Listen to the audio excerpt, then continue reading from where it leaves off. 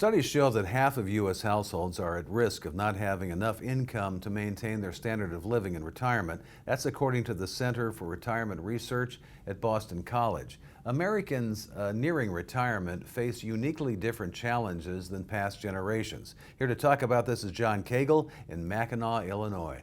So, John, what are some of the factors influencing this fear of running out of money?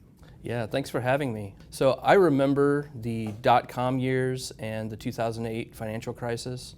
My dad and a lot of his friends were kind of in their late 50s, early 60s, kind of coming up on retirement at that time. And many of them kind of got wiped out when the market crashed that year. So I think probably one of the biggest fears on people's minds is that, I could have my life savings wiped out by a catastrophic market event.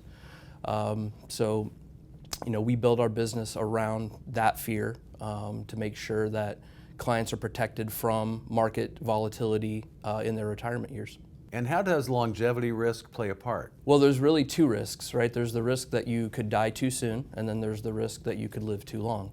The risk of living too long generally is going to involve something like a long-term care need. Most people don't think about the fact that just like a market crash could wipe out savings, a long stay in a long-term care facility could also wipe out a life savings. So again, another thing that we absolutely have to plan for in retirement is the event that if you live a long time, that you will end up needing long-term care at some point, and we have a plan for that in place for you. And finally, does the 4% rule make sense right now? Well, the 4% rule is kind of the market's response, sort of the financial industry market-based response to how to manage volatility in the market. And simply what that means is that you withdraw about 4% of your total net worth each year and use that as your income.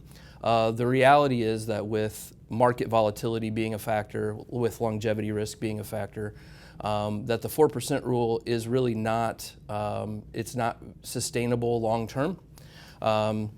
It might work in the early years of retirement, but long term it's not a good solution because there are so many risk factors that are involved with taking withdrawals from an account for the long term for long term income.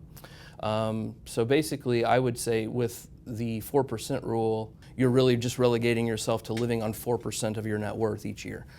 So if you have $1 million, that's only $40,000 of income each year. So really what we want to focus on is getting you into a much better distribution plan where you can take a larger withdrawal or you can income plan around a bigger number than that. So the 4% rule really doesn't make a lot of sense for most people. My guest has been John Cagle in Mackinac, Illinois. Thanks for watching Retirement News Online.